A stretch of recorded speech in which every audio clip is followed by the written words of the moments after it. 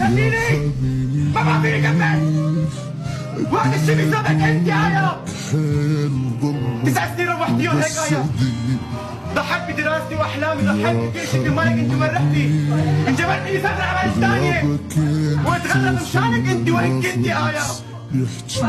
بكفي آية، بلشتني والله من فرقة وتلقيته الدرب يلعك على ضلوعي من حضنتك، وتلقيته ببالي يفدى يوم الاول من عرفتك.